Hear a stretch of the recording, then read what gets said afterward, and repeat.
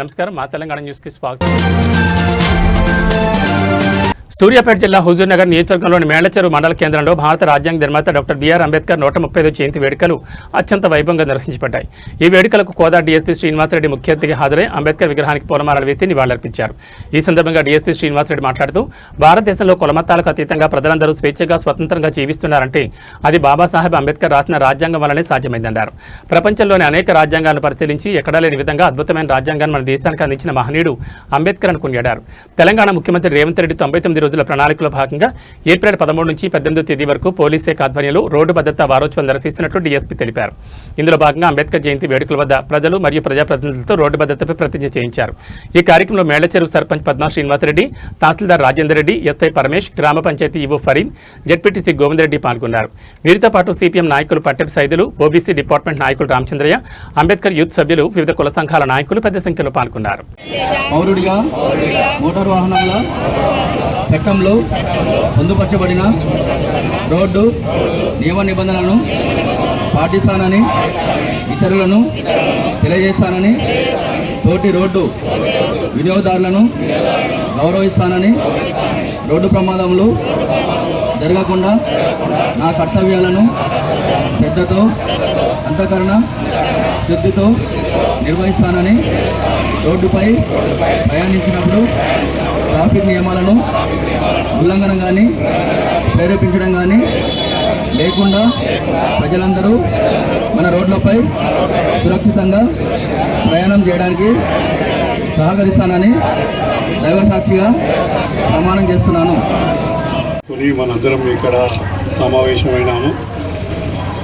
ఇప్పుడు మన దేశంలో ఇంత ప్రజలందరూ కూడా స్వేచ్ఛ స్వాతంత్రాలతోటి అందరూ కలిసిమెలిసి, కులాలకు మతాలకు అతీతంగా అందరూ కలిసిమెలిసి ఉండడానికి గల కారణం ముఖ్య మన ప్రదాత, మన రాజ్యాంగ నిర్మాత అయిన డాక్టర్ బాబాసాహెబ్ అంబేద్కర్ గారు. ఆయనే వివిధ దేశాల్లో ఉన్న ప్రజాస్వామ్య పద్ధతులను, వివిధ దేశాల్లో ఉన్న రాజ్యాంగ సంబంధించిన వాటినన్నిటిని కూడా క్రోడీకరించి మన రాజ్యాంగం అనేదాన్ని తయారు చేయడం జరిగింది. దాంతో సంవత్సరాలు ఎంతో కష్టపడి మన దేశంలో ఉన్న పరిస్థితులను, అప్పుడున్న పరిస్థితులకు అనుగుణంగా మన రాజ్యాంగాన్ని రూపొందించడం జరిగింది. అదే రాజ్యాంగాన్ని మనం ఇప్పుడు కూడా తూచా తప్పకుండా అమలు పరుస్తున్నాం. ఇంత స్వేచ్ఛగా, ఇంత స్వతంత్రంగా మన ఏ దేశంలో లేనంత స్వతంత్రం మన దేశంలో ఉందంటే ముఖ్యంగా మన అంబేద్కర్ రాసిన రాజ్యాంగం ద్వారానే ఇది మనకు సాధించగలుగుతున్నాము. ఈ విధంగా మన అభివృద్ధి కూడా చేర్చుకోగలుగుతున్నాము అని చెప్పి మీ అందరికీ కూడా తెలియజేసుకుంటున్నాను. ఇంకా కార్యక్రమంలో భాగంగానే మన సీఎం గారు కూడా ప్రగతి ప్రణాళిక, ప్రజాపాలన ప్రగతి ప్రణాళిక అనే 99 రోజుల కార్యక్రమాన్ని ఏర్పాటు చేయడం జరిగింది. అందులో భాగంగా మా పోలీస్కి సంబంధించినది కూడా 13వ తారీఖు నుంచి 18వ తారీఖు వరకు కూడా ఈ రోడ్డు భద్రతా వారోత్సవాల గురించి కూడా ఇందులో చేయడం జరిగింది. ఈరోజు 14వ తారీఖు అంబేద్కర్ జయంతి సందర్భంగా ప్రతి అంబేద్కర్ విగ్రహం దగ్గర ఉండే పెద్దలందరితో కలిసి రోడ్డు భద్రతకు సంబంధించిన అందరి ప్రజల చేత ఒక ప్రమాణం చేయాలని చెప్పి ఉద్దేశంతో అందరినీ కూడా ఇక్కడ ఏర్పాటు చేయడం జరిగింది.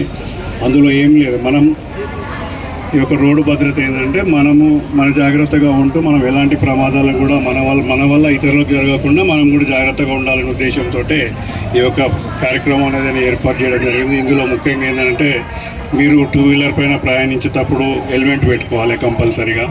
ఇంకా ఉన్న వాళ్ళు కూడా కంపల్సరీగా హెల్మెట్ పెట్టుకోవాలనే ఉద్దేశము.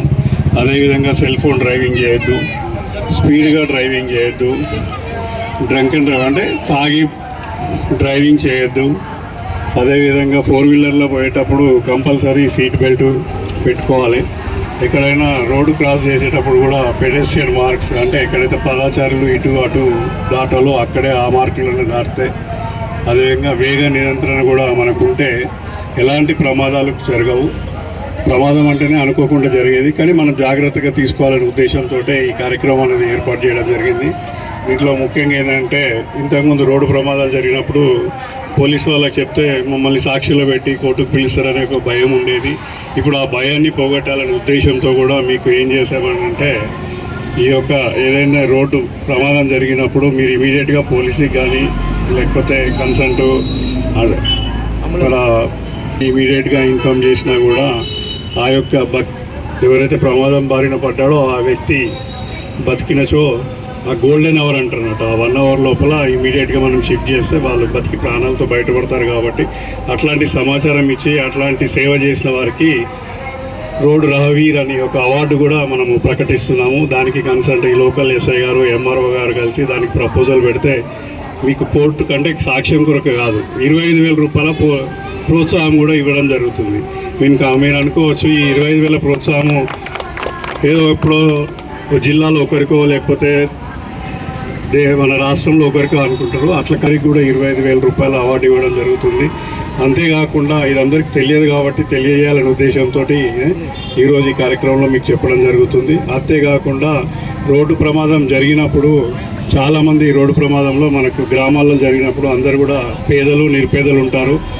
వాళ్ళకి యాక్సిడెంట్ ఏదైనా అనుకోకుండా జరిగినప్పుడు వాళ్ళ దగ్గర డబ్బులు కూడా ఉండవు. ఇంట్లో చూస్తే 1,000-2,000 ఉంటాయి. కాబట్టి ఆ ఉద్దేశంతో కూడా ప్రభుత్వం ఏం చేసిందంటే ఒక వారం రోజుల వరకు మన దగ్గర కూడా కొన్ని ప్రైవేట్ హాస్పిటల్స్, గవర్నమెంట్ హాస్పిటల్ కాకుండా ప్రైవేట్ హాస్పిటల్కి పోతే 7 రోజుల వరకు 1,50,000 వరకు కూడా వాళ్ళకి ఉచితంగా ట్రీట్మెంట్ అనేది ఆ ప్రైవేట్ హాస్పిటల్ కూడా చేయడం అనేది జరుగుతుంది. ఇది మ్యాక్సిమం అందరికీ తెలియదు. ఇది ప్రభుత్వము బడుగు బలహీన వర్గాల అభ్యున్నతి కోసం డాక్టర్ బిఆర్ అంబేద్కర్ చేసిన సేవలు చిరస్మరణీయమని మాజీ డిప్యూటీ స్పీకర్ బీఆర్ఎస్ పార్టీ జిల్లా అధ్యక్షురాలు ఎం పద్మా దేవేంద్రెడ్డి అన్నారు. భారత రాజ్యాంగ నిర్మాత డాక్టర్ బిఆర్ అంబేద్కర్ 135వ జయంతి సందర్భంగా మెదక్ జిల్లా కేంద్రంలోని బీఆర్ఎస్ పార్టీ కార్యాలయంలో మంగళవారం పార్టీ శ్రేణులతో కలిసి ఆయన చిత్రపటానికి పూలమాలలు వేసి ఘనంగా నివాళులర్పించారు.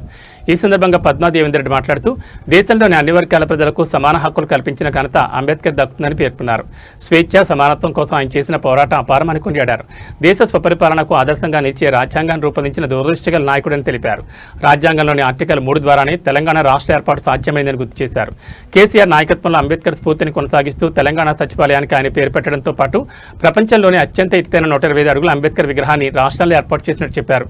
ఈ కార్యక్రమంలో మున్సిపల్ మాజీ చైర్మన్ మల్లికార్జున్ గౌడ్, మాజీ market committee chairman Akkireddy Krishnareddy, పట్టణ party convener councillor Mamilla Anjaneyulu, న్యాయవాది జీవన్రావు, మున్సిపల్ కౌన్సిలర్లు దీపక్ కుమార్, సంధ్య, నవీన్, ఉదయ్ కుమార్, గౌస్, సోహెల్, జుబేర్ అహ్మద్, మహిళా నాయకురాలు అంకం చంద్రకళ, రాధ, నాయకులు కృష్ణగౌడ్, అంజగౌడ్, కృష్ణయ్య, విశ్వం, లింగారెడ్డి, ప్రభురెడ్డి, కిషన్, మాయ, మల్లేశం, ఆర్కే శ్రీనివాస్, ఏనుగుల రాజు, సునీల్, రవి, లక్ష్మీనారాయణ, దశరథం, ఇండాడ్ సంతోష్, వెంకట్, ఆంజనేయులు, ప్రభాకర్, లక్ష్మణ్, కిషన్, మోహన్, ఇస్మాయిల్, రవి తదితరులు పాల్గొన్నారు.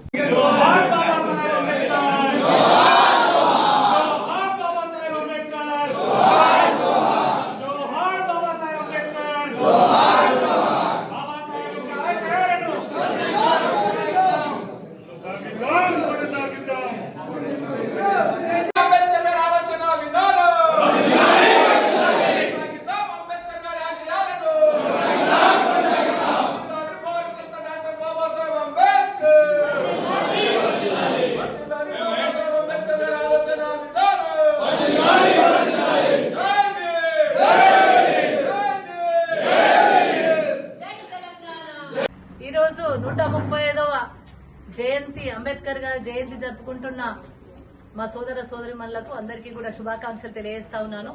మరి అంబేద్కర్ గారు రాజ్యాంగం రచించిన వ్యక్తే కాకుండా ఒక న్యాయవాదిగా, అదేవిధంగా సమాజాన్ని నిర్మించాలనే తపనతోని రాజ్యాంగాన్ని రచించి మరి యావత్ భారతదేశానికి ఒక మార్గదర్శిగా నిలిచిన వ్యక్తి. అంత గొప్ప మహోన్నతమైన వ్యక్తి యొక్క మరి 135వ జయంతి జరుపుకోవడం ఆనందదాయకం. మరి ముఖ్యంగా తెలంగాణ రాష్ట్ర భాగంలో కూడా, తెలంగాణ రాష్ట్ర సాధనలో కూడా మనందరం అంబేద్కర్ గారి యొక్క రాజ్యాంగంలో ఉన్న ఆర్టికల్ 3ని ఆదర్శంగా తీసుకొని మరి కేంద్రం మెడలు వంచి అక్కడ కూడా ఆర్టికల్ 3 ప్రకారం చిన్న రాష్ట్రాల ఏర్పాటుకు మరి మార్గం సుగమం అయ్యే విధంగా అంబేద్కర్ అలనాడే ఆలోచించి పెట్టిన రాజ్యాంగంలోని ఆర్టికల్ 3ని మరి కోడ్గా చేసి మనం తెలంగాణ రాష్ట్రాన్ని సాధించుకోవడం జరిగింది. అంతేగాక తెలంగాణ రాష్ట్రం వచ్చిన తర్వాత గౌరవ ముఖ్యమంత్రి గారు అంబేద్కర్ గారి గౌరవార్థం 125 అడుగుల ఎత్తైన విగ్రహాన్ని కూడా మన హైదరాబాద్ నడిబొడ్డులో కూడా నిర్మించడం జరిగింది. మరి ఇప్పటి వరకు ఇప్పుడున్న గవర్నమెంట్ అయితే నాకు తెలిసినంత వరకు సబ్జెక్టు కరెక్షన్, ఇప్పటి వరకు అయితే ముఖ్యమంత్రి గారు కానీ మరి మంత్రులు కానీ అక్కడి వరకు వెళ్ళినట్టుగా అంబేద్కర్ గారి గౌరవార్థం 125 అడుగుల ఎత్తున నిర్మించుకున్న ఆయన విగ్రహం దగ్గరికి ఇప్పటి వరకు వెళ్ళినట్టయితే కనిపించడం లేదు. నిజంగా శోచనీయం. ఏదేమైనప్పటికీ కూడా మరి నీకోసం జీవిస్తే నీలో ఉంటావు, నలుగురి కోసం అందరి కోసం జీవిస్తే అందరి గుండెల్లో నిలుస్తావనే అంబేద్కర్ గారి సూచన ఆధారంగా చేసుకునే గౌరవ ముఖ్యమంత్రి గారు అనేక అభివృద్ధి కార్యక్రమాలను తెలంగాణ రాష్ట్రానికి అందించడం జరిగింది. రాబోయే కాలంలో కూడా తప్పకుండా గౌరవ ముఖ్యమంత్రిగా కేసీఆర్ గారు ఉండబోతున్నారు. సమాజ నిర్మాణంలో కావచ్చు, అంబేద్కర్ గారి ఆశయాలను ముందుకు తీసుకుపోవడంలో కావచ్చు కేసీఆర్ సాటి కాబట్టి భవిష్యత్తులో కూడా తప్పకుండా మరి అంబేద్కర్ గారు ఏదైతే సమాజ నిర్మాణం కోసం కలలు కన్నారో ఆ కళను నిజం చేయడం కోసం కేసీఆర్ గారు ముందుంటారని చెప్పి తెలియజేసుకుంటూ అందరికీ మరొకసారి 135వ అంబేద్కర్ గారి జయంతి శుభాకాంక్షలు. జై భీమ్, జై తెలంగాణ.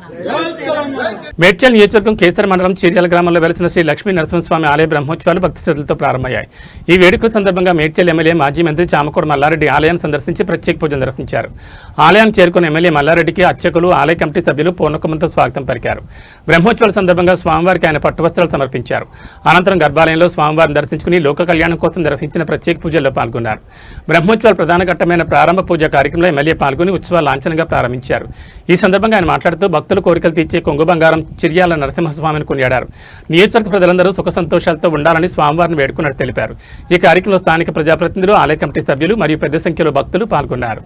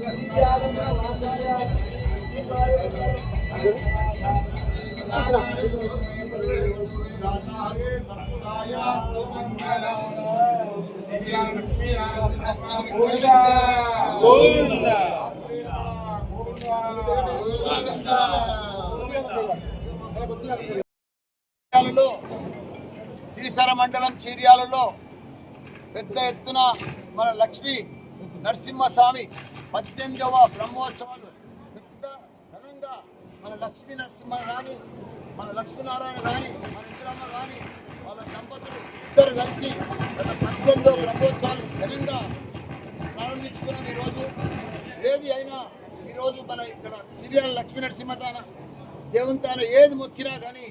మెదక్ జిల్లా వెల్దుర్తి మండల కేంద్రంలో మిషన్ భగీరథ ప్రధాన పైప్లైన్ మంగళవారం తెల్లవారుజామున పగిలిపోయింది. మండల కేంద్రంలోని ప్రధాన రహదారి పక్కన వేసిన ఈ పైప్లైన్ ఒక్కసారిగా పగిలిపోవడంతో వేల లీటర్ల మంచినీరు వృధాగా రోడ్డుపైకి వచ్చేరింది. దీంతో వెల్దుర్తి పట్టణంలో నీటి సరఫరాగా నిలిచిపోయింది.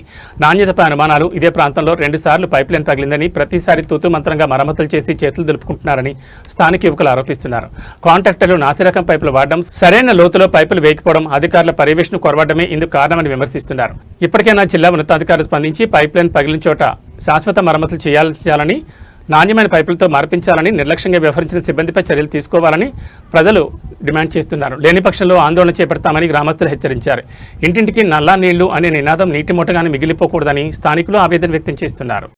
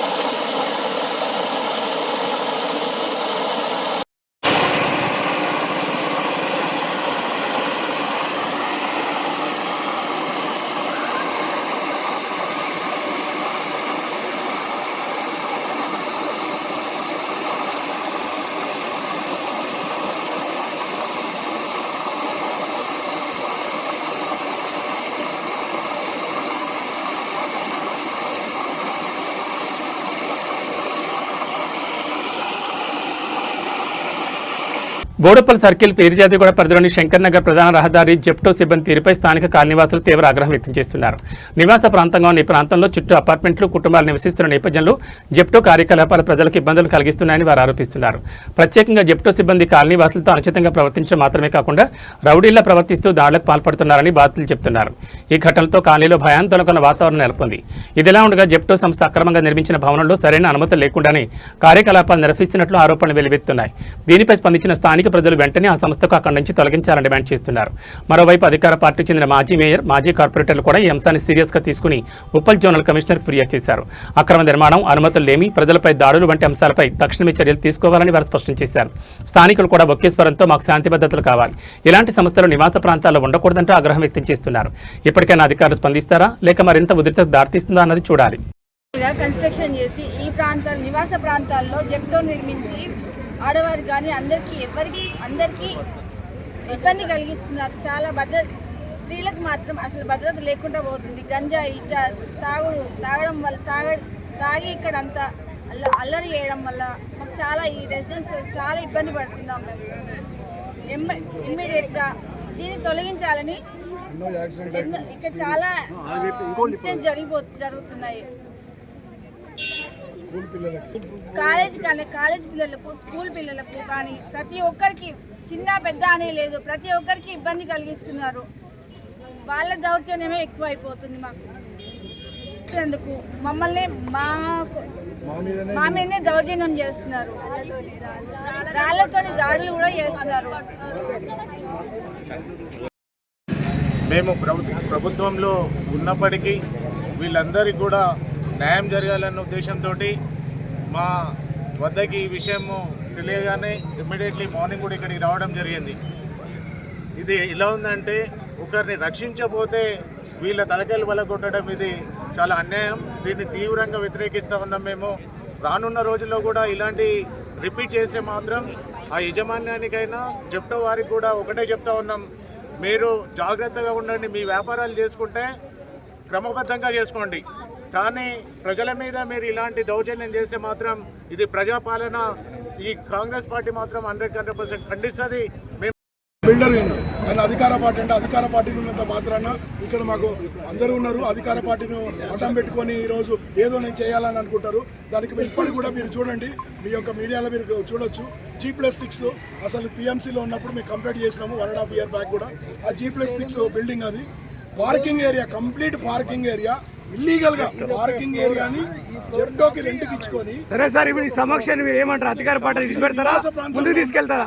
నివాస ప్రాంతంలో ఉన్న జెప్టోను మరి యొక్క ప్రాంతాలకి తరలించాలి, తక్షణమే తరలించాలి. శంకర్ నగర్ రోడ్ నెంబర్ 1 ఈ గత 1.5 year నుండి ఈ జెప్టోతోని మేము ప్రాబ్లమ్స్ ఫేస్ చేస్తున్నాము. ఇప్పుడు ఇంతకుముందు మనకు లేడీస్ చెప్పినట్టు లేడీస్కి భద్రత లేదు. స్కూల్ జోన్లో ఉండి కూడా వాళ్ళకి ఇల్లీగల్ కన్స్ట్రక్షన్ అది పర్మిషన్ లేదు. దానికి G+6 పర్మిషన్ తీసుకున్నారు. G+6 బిల్డింగ్ కట్టడం జరిగింది. పిల్లలపైన కానీ మా పైన కానీ నిన్న కాలనీలో జరుగుతుంది ఎన్నోసార్లు. ఒక్కరికి ఐడి ఉండదు, అలా వర్క్ చేస్తున్న వాళ్ళకి ఒక్కరికి ఐడి ఉండదు, ఒక బండి నెంబర్ ఉండదు. ఈసీ ఎలక్ట్రిక్ బండి vehicle accident so many times accidents అయినాయి. ఈ టర్నింగ్లలో ఓవర్ స్పీడ్లో వస్తుంటారు. ఒక్కడికి ఐడి కార్డు ఉండదు, వాడి ఐడెంటిటీ ఉండదు. ఏమైందని జెప్టో దగ్గరికి వెళ్తే వాళ్ళు దౌర్జన్యము. నిన్న కూడా కాలనీలో ఒక చిన్న పిల్లోడు ఒక పేరెంట్ తీసుకొని వెళ్తుంటే గుద్దడం జరిగింది. మేము అపార్ట్మెంట్ ఎదురుగా ఉండని, అరే ఎందుకురా బాబుకి ఇట్లా వచ్చినావు అని అతను అడిగినందుకు 100 మంది గుంపుగా వచ్చి అతను 9th 1st 2026లో కూడా కంప్లైంట్ చేశాము. ఇప్పుడు కూడా మీకు కంప్లైంట్ కాపీలు ఇస్తాము. ఆ రోజు నుండి ఈ రోజు వరకు మేము ఇచ్చిన కంప్లైంట్ స్వీకరిస్తే నిన్న జరిగిన సంఘటన ఇంత పెద్దగా ఉండదు. నిన్న దాదాపు ఒక 200 మంది గుండాలు వాళ్ళు ఒక గంజాయి కొడుతూ, డ్రగ్స్, వాళ్ళు ఏమంటే ఆల్కహాల్, డ్రగ్స్ బాటిల్స్, మందు బాటిల్ తాగుతూ 24/7 ఇది 24/7 నడుస్తుంది జెప్టో. మార్నింగ్ 3 గంటల వరకు జెప్టో డెలివరీ నడుస్తూనే ఉంటుంది. ఒకరోజు 1ంటికి కూడా పెద్ద బండరాలు తీసుకొచ్చి అపార్ట్మెంట్ ముందు ఎత్తేయడం జరిగింది. టాయిలెట్ కూడా చేస్తే పోలీసు వాళ్ళకి కంప్లైంట్ చేస్తాం. ఎలాంటి చర్యలు తీసుకోవాలి పోలీసు యాజమాన్యం? మీ అపార్ట్మెంట్ టార్గెట్ చేస్తారా? అందరికి, ఇప్పుడు ఒక్కరిది కాదు, ఇది మెయిన్ రోడ్డు. నిన్న ఇన్సిడెంట్ చాలా అన్ఫార్చునేట్ అండి. జెప్టో అనేది అందరికీ తెలిసి ఉండొచ్చు. 10-minute డెలివరీ యాప్ అని వాళ్ళ స్లోగన్. అంటే మనం ఆర్డర్ చేయగానే 10 నిమిషాల్లో మన ఇంటి దగ్గర ఉంటుంది. కానీ ఇవాళ జెప్టో వాళ్ళు మన ఫిర్జాదిగూడలోనే శంకర్ నగర్ కాలనీలోనే ఇక్కడ కాలనీ వాసులకు దాదాపు సంవత్సరంన్నర నుంచి బాగా ఇబ్బంది పెడుతుంది. బిజినెస్ అది కూడా సెల్లార్లో, అది అన్అఫీషియల్ సెల్లారు. బిల్డింగ్కి ఏ మాత్రము ఓసీ రాలే ఇప్పటి వరకు, అయినా కూడా వాళ్ళు ఆపరేట్ చేస్తున్నారు. మాకు ఈ విషయం తెలియగానే కాంగ్రెస్ పార్టీ నుంచి మా అధ్యక్షులు కానీ, మా మాజీ కార్పొరేటర్ అంజిరెడ్డి గారు కానీ, కాలనీ వాసులు కానీ, మేమందరము కన్సర్న్డ్ డిపార్ట్మెంట్ని అందరినీ చెప్పడం జరిగింది, వినతి పత్రం ఇవ్వడం జరిగింది. ఇవన్నీ ఇల్లీగల్ కానీ ఇవన్నీ ఇక్కడ నుంచి తీయాలి. ఇలా దౌర్జన్యం చూడండి, రాత్రిపూట ఇప్పుడు పవర్ ఎక్కడి నుంచి వస్తుంది సార్? ఇమీడియట్లీ మనం ఎలక్ట్రిసిటీ డిపార్ట్మెంట్ ఇల్లీగల్ అని మీరే అంటున్నారు కదా, దాని మీద చర్య మరి ఎట్లా తీసుకుంటారు సార్? అదే అంటున్నాను. ఆల్రెడీ జోనల్ కమిషనర్ గారికి ఈ బిల్డింగ్ గురించి కంప్లైంట్ ఇవ్వడం జరిగింది. మన ఎలక్ట్రిసిటీ పవర్ డిపార్ట్మెంట్కి కూడా ఇవ్వడం జరిగింది. ఏమని మీరు ఇమీడియట్లీ మీరు పవర్ కట్ చేయాలి, వాళ్ళ మీద ఇట్లా జుర్మానాలు వేయాలి, ఫైన్స్ వేసి వాళ్ళని బుద్ధి చెప్పాలని మేము ఇవన్నీ కాంగ్రెస్ ప్రభుత్వం దీనికి 101% కాలనీ వాళ్ళతోనే ఉంటుంది. ఎప్పుడైనా ఏ ఇబ్బంది ఉన్నా మేము ఏ రాత్రి అయినా ఉంటాము. అందరూ చెప్పినట్టు మేము నిన్న రాత్రి బాగా ఫంక్షన్స్ ఉన్నాం. శంకర్ నగర్ రోడ్ నెంబర్ 1లో రెసిడెన్సీలో సఫైర్ అపార్ట్మెంట్ రెసిడెన్సీలో నివాసం ఉంటున్నాము. ఇక్కడ మాకు ఎదురుగా జెప్టో పెట్టడం వల్ల మాకు చాలా ఇబ్బందికరంగా ఉంది.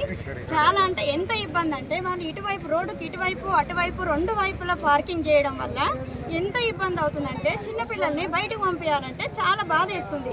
ఇంకొక విషయం ఏంటంటే ఇక్కడ బైకులు అక్కడ బైకులు నిలబెట్టడమే కాకుండా మధ్యాహ్నం వచ్చిందనుకోండి ఒక స్త్రీ బయటికి రావాలంటే భయం వేస్తుంది. ఎందుకు అంటే వాళ్ళు గుంపులుగా మాకైతే మా పర్సనల్గా మేమేం చేస్తున్నామంటే ఎన్నో సార్లు వెళ్ళి మేము లీగల్గా వెళ్ళాలి, ఈ గొడవలన్నీ మాకు వద్దు అని చెప్పేసి చాలా సార్లు, ఒక్కసారి కాదు అనేక సార్లు వెళ్ళి పోలీస్ స్టేషన్లో కంప్లైంట్ ఇచ్చాము. కానీ ఆ కంప్లైంట్ ఒక్కరోజు మాత్రమే మాకు వర్కౌట్ అవుతుంది. నెక్స్ట్ డే యాక్సిడెంట్స్, ఎంతోమంది పిల్లలకి యాక్సిడెంట్లు అవుతున్నాయి. ఇక్కడ వస్తున్నారు పేరెంట్స్ కూడా పిల్లల్ని ఇక్కడ పంపించాలంటే భయపడి 10th క్లాస్ పిల్లోడిని కూడా ఒక పేరెంట్ వచ్చి ఇక్కడ డ్రాప్ చేసి మళ్ళీ అదే పేరెంట్ వచ్చి రిటర్న్ తీసుకోవాల్సిన పరిస్థితి వస్తుంది. అంచలేక ఎన్నోసార్లు కేసులు పెట్టాము. ఆ కేసుని మాత్రం వాళ్ళు ఎందుకు స్వీకరిస్తలేరో మరి తెలియట్లేదు. వాళ్ళని ఎందుకు ఇక్కడి నుంచి తొలగించట్లేదో మాకు తెలియదు. పార్కింగ్ లేని ఏరియాలో వాళ్ళు జెప్టో పెట్టుకోవాల్సిన అవసరం ఏంటి? సరే ఒక్కసారి కాదు ఎన్నోసార్లు కంప్లైంట్ ఇచ్చినప్పుడు దాన్ని రిటర్న్ తీసుకోవచ్చు కదా, ఎందుకు రిటర్న్ తీసుకోవట్లేరు? మా పిల్లల్ని మేము ఎలా బయటకు పంపించాలి? ఇన్ కేసు ఇద్దరు పేరెంట్స్ వర్కింగ్ అనుకోండి, పిల్లలు ఎలా వస్తారు ఎలా పోతారు? అంతమంది మధ్యలో నుంచి వెళ్ళి వచ్చి వాళ్ళు గుంపులుగా ఉంటారు. వాళ్ళకి ఒక్కొక్కసారి ఆర్డర్స్ దొరుకుతాయి, ఒక్కోసారి ఆర్డర్స్ దొరకవు. ఆర్డర్స్ దొరకని టైంలో వాళ్ళు ఏం చేస్తారు, ఖాళీ టైంలో టైంపాస్ చేసి అవుతున్నారు. ఇది మాత్రం మాకు మంచిగా అనిపించట్లేదు. సో అది చెప్పడానికి వెళ్తే నిన్న రాళ్లతో దాడి చేయడం జరిగింది, అది కత్తులతో దాడి చేయడం జరిగింది. మేము బయటికి రావాలంటే లేడీస్ భయపడ్డాము. అదే రాళ్ళు తీసుకొని అపార్ట్మెంట్లోకి రావడం జరిగింది. మాకు ఎక్కడ ఉందండి సెక్యూరిటీ ఇప్పుడు? మేడం మీరు కంప్లీట్ చాలాసార్లు కంప్లీట్ చేశారు కదా, అవును చేశారు. మాకు ఇక్కడ చెప్తూ ఉండొద్దు. మా అపార్ట్మెంట్ ముందు కానీ మా లైన్ లో కానీ 2 sides మాకు బైకులు ఎంత ఇబ్బందులు పెడుతున్నారు ఇక్కడ వచ్చిన పబ్లిక్ని చూస్తే అర్థమవుతుంది.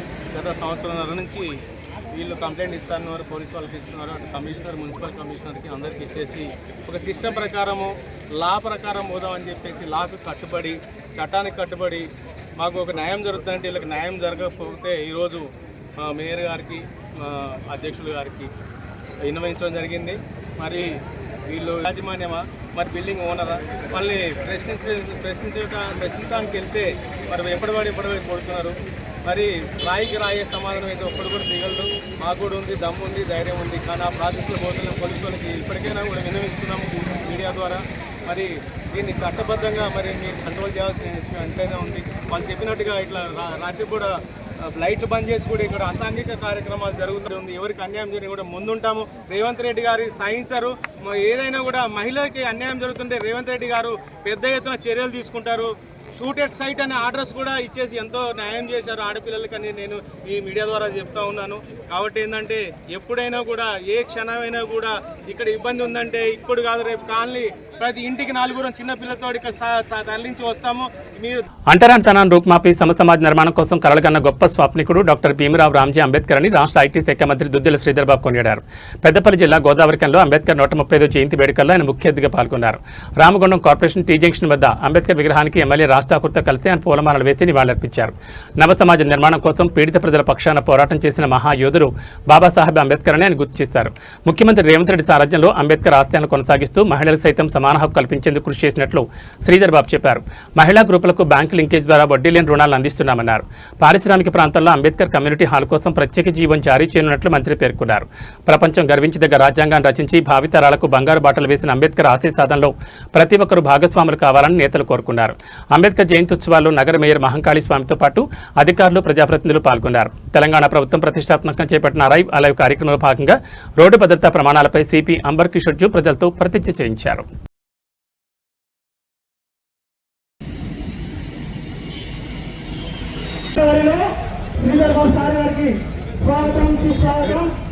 అంబేద్కర్ పక్షాన రామగుండం కార్పొరేషన్ పక్షాన వారిని సగౌరవంగా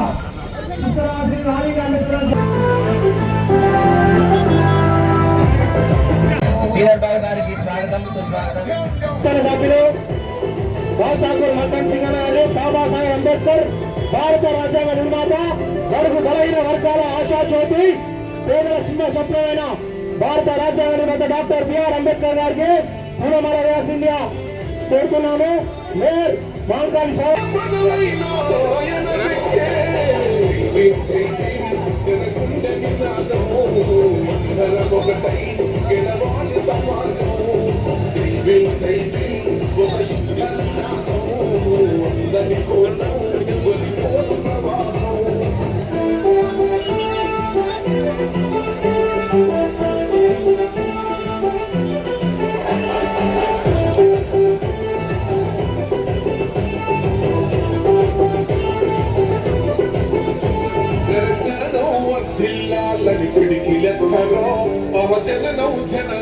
కాంగ్రెస్ పార్టీ లీగల్ సెల్ అధ్యక్షులు కొప్పుల శంకరన్న గారిని అంబేద్కర్ గారికి పూలమాల వేయాల్సిన కోరుతున్నాము.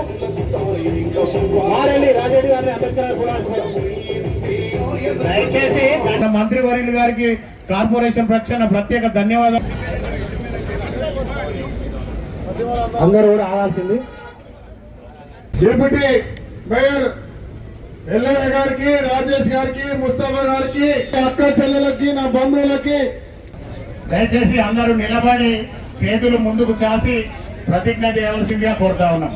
ఒక్కసారి పోరాటం చేసే అవకాశం రేవంత్ రెడ్డి గారు, మా నాయకులు శ్రీధర్ బాబు గారు ఆ రోజు పేద ప్రజల కొరకి ఎన్నికల ముందు ఇచ్చిన మేనిఫెస్టోను తెలియజేసి ఇలా సన్న బియ్యం ఇవ్వాలి, మహిళలకు ఉచితంగా వస్తు ప్రయాణంతో పాటు పండించిన పంటతో అంబేద్కర్, అదేవిధంగా కమిషనర్ పోలీస్ కోట్ల రూపాయలతో దళిత విభాగానికి సంబంధించిన మా అక్క చెల్లెలను మరి ఆయన ఆశయాలతో కొనసాగించాలని మనస్ఫూర్తిగా కోరుకుంటూ ఈ అవకాశం ఇచ్చిన సతీష్ గారికి ధన్యవాదాలు తెలియజేస్తున్నాను. 135వ జయంతి సందర్భంగా విచ్చేసినటువంటి ఎమ్మెల్యే రాజ్ ఠాకూర్ అన్న గారికి ప్రతి సంవత్సరం మనం డాక్టర్ బాబాసాహెబ్ అంబేద్కర్ గారి ఆలోచన విధానాన్ని భవిష్యత్ తరాలకు కానీ, అదేవిధంగా ప్రభుత్వాలు కానీ వ్యవస్థ నడుస్తూ ఉంటే వారు చెప్పిన సిద్ధాంతాలకు అనుగుణంగా నడవాలే, నడిచి తీరాలే, నవ సమాజాన్ని నిర్మియాలా అనే వారి సిద్ధాంతానికి అనుగుణంగానే ప్రతి ఒక్క భారత పౌరుడు ముందుకు సాగాలని ఆనాటి నుంచి 1950 ఎప్పుడైతే రాజ్యాంగాన్ని మనం పొందుపరుచుకొని మొత్తం భారతదేశంలో, దేశంలో ఉన్న అన్ని రాష్ట్రాల్లో, అన్ని వ్యవస్థల్లో ప్రతి పౌరుడికి పొద్దులే ఉందనే చట్టపరంగా ఒక హక్కు కల్పించే ఆలోచన చేసింది డాక్టర్ బాబాసాహెబ్ అంబేద్కర్ గారి ఆలోచన విధానం, వారి ఆచరణ కార్యాచరణ. ఆ రోజు మీ అందరికీ కూడా తెలుసు, స్వాతంత్రం వచ్చిన తర్వాత కాంగ్రెస్ పార్టీ ప్రభుత్వం అధికారంలోకి వచ్చింది. రాజ్యాంగాన్ని నిర్మాణం చేయాలి, నవ సమాజాన్ని నిర్మాణం చేయాలి. బ్రిటిష్ సామ్రాజ్యవాదులు ఆనాడు వ్యవస్థలను ధ్వంసం చేస్తే వ్యవస్థలను పూర్తి స్థాయిలో నిర్మాణం చేయాలి. సమాజపరంగా అనేక అంతరామ్యాలు ఉన్నాయి. ఒక నవ సమాజం, సమానత్వమైన సమాజాన్ని, ఆ సమాజానికి రాబోయే కాలంలో ఒక వ్యవస్థ, ఒక రాజ్యాంగాన్ని నిర్మాణం చేయాలంటే ఆనాడున్న ప్రభుత్వం ఒక మేధావిని, సమస్యలు తెలిసిన ఒక మహనీయుణ్ణి, రేపు భారతదేశం ఉన్నంత వరకు సమానత్వం ఉన్న సమాజాన్ని నిర్మాణం పొందపరిచే ఒక మేధావిని ఈరోజు ముందు పెట్టాలని ఆ రోజు రాజ్యాంగ నిర్మాణ కమిటీ చైర్మన్ గా డాక్టర్ బాబాసాహెబ్ అంబేద్కర్ గారిని ముందు పెట్టి వారి ఆలోచన విధానాన్ని ముందుకు తీసుకెళ్లే కార్యాచరణ భాగంలోనే ఈరోజు మన అందరం కలిసి కూర్చొని ఈరోజు వారి సిద్ధాంతాలను ముందుకు తీసుకెళ్లే ప్రయత్నం చేస్తా ఉన్నాం.